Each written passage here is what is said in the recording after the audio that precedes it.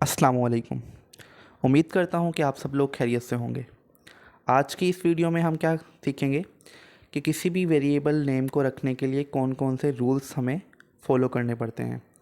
तो चलें स्टार्ट करते हैं। जिसमें से एक रूल हम लास्ट वीडियो में सीख चुके हैं कि जो हमारे पास हम किसी भी वेरिएबल नेम के अंदर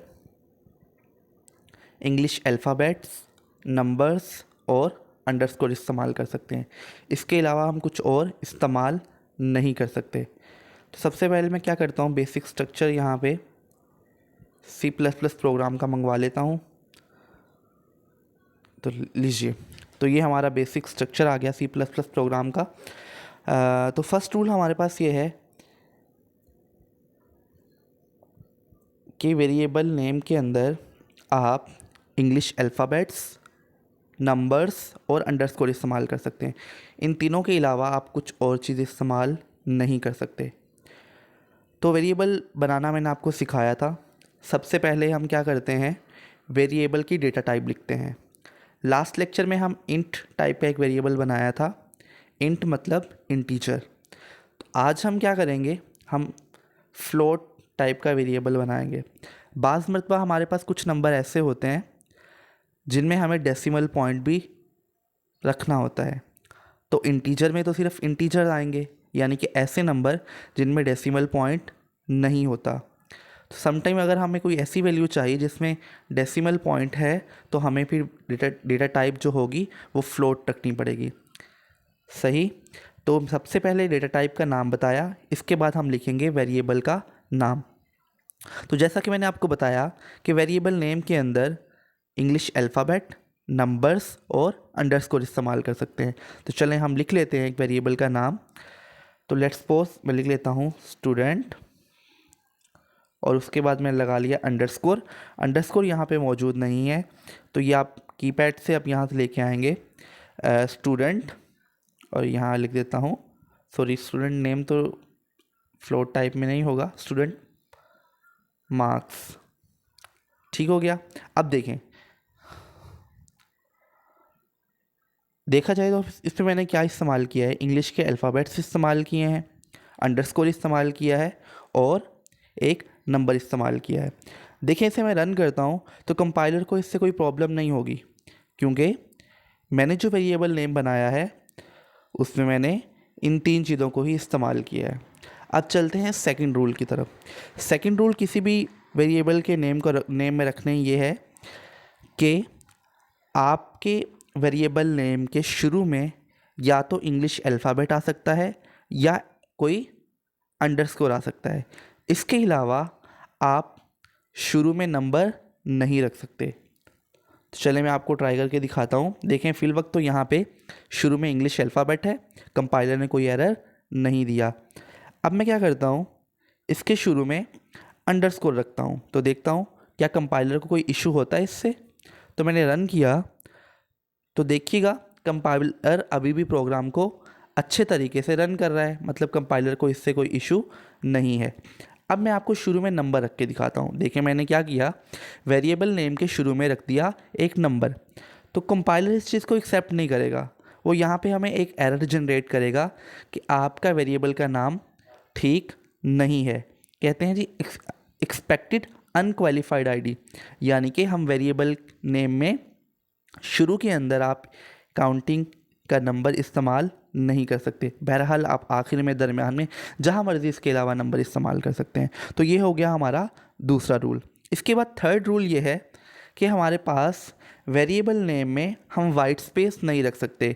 जैसा कि मैंने यहाँ क्या किया, स्टूडेंट मार्क्स, तो मैं ये नहीं कर सकता कि यहाँ पे स्टूडेंट और मार्क्स के दरमियान में स्पेस दे दूँ। तो ये जो वाइट स्पेस है ये वेरिएबल नेम में अलाउ नहीं है, इस पे कंपाइलर एरर जनरेट करेगा। तो मैं आपको दिखा देता हूँ करके। तो ये देखिएगा, तो एरर ने कंपाइलर ने ये चीज़ एक्सेप्ट नहीं की, क्योंकि वेरिएबल नेम में आप वाइट स्पेस नहीं रख सकते। तो ये हमारा थर्ड रूल है।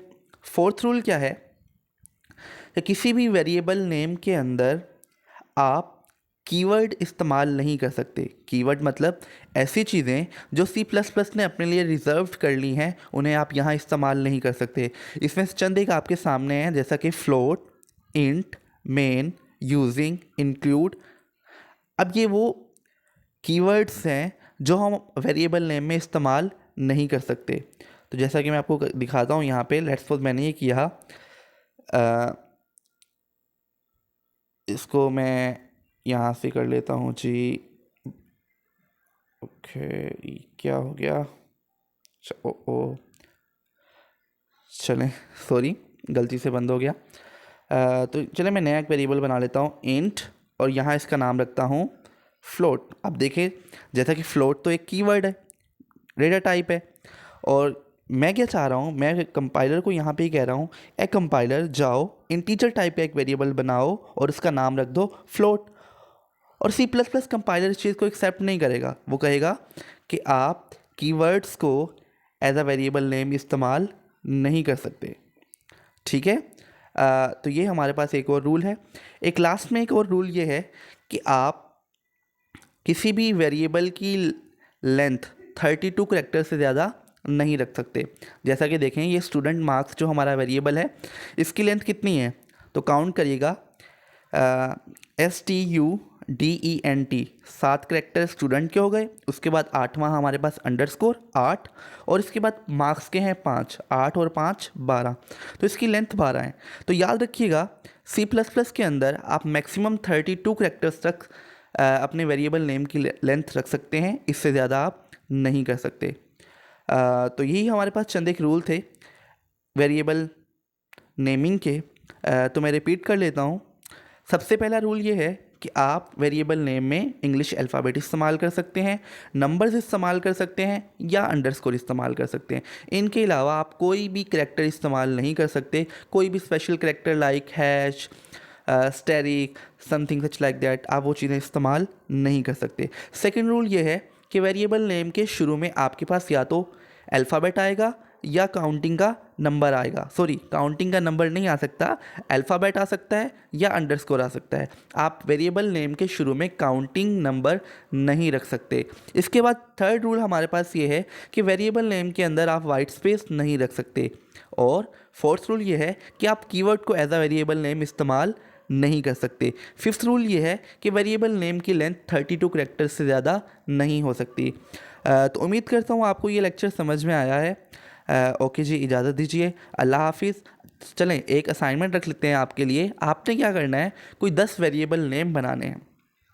अच्छा, एक और टिप मैं देता चलूँ कि जब भी आप वेरिएबल नेम बनाएं, या तो आप ये इस्तेमाल कर लीजिए, अंडरस्कोर इस्तेमाल कर लें।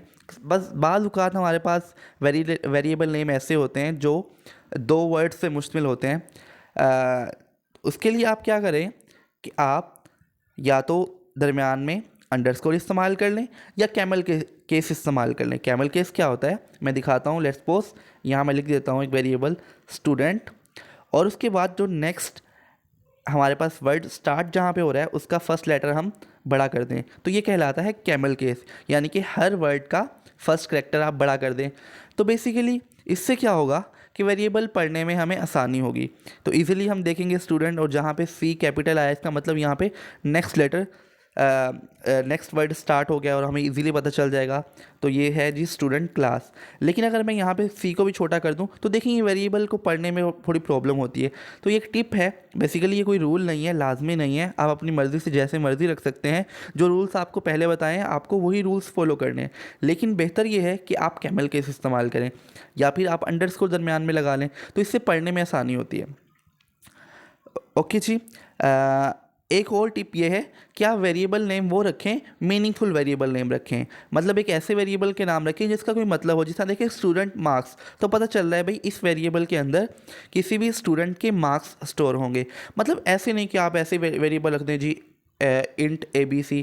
अब देखिए वेरिएबल नेम तो ये सही है, लेकिन कंपाइलर कोई एरर जनरेट नहीं करेगा, क्योंकि हमने तो वेरिएबल नेमिंग वेरिएबल के तमाम रूल्स को फॉलो किया है। लेकिन ये कोई अच्छा वेरिएबल नहीं है। तो ABC क्या मतलब, ABC में क्या स्टोर होगा, तो हम कुछ कह नहीं सकते। तो इसलिए कहा जाता है कि आप मीनिंगफुल वेरिएबल नेम रखें, मतलब एक ऐसी वेरिएबल नेम रखें जो सेल्फ एक्सप्लेनेटरी हो, उसे पढ़ के आपको पता चल जाए भाई इसके अंदर कैसा डेटा स्टोर हो रहा है। चलें जी, उम्मीद करता हूँ आपको ये समझ में आया होगा। थोड़ा लेक्चर लंबा हो गया आज, लेकिन मुझे उम्मीद है कि आपको ये चीज़ समझ में आई है। अब आपने क्या करना है, कोई 10 वेरिएबल नेम बनाने हैं, मीनिंगफुल वेरिएबल नेम बनाने हैं, और वो वैलिड भी होने चाहिए। तो वो आपने क्या करने हैं जी, कमेंट सेक्शन में उन 10 वेरिएबल नेम के 10 वेरिएबल नेम यहाँ पे पेस्ट करने हैं। ओके जी, अल्लाह हाफिज़, good luck, wish you all the best.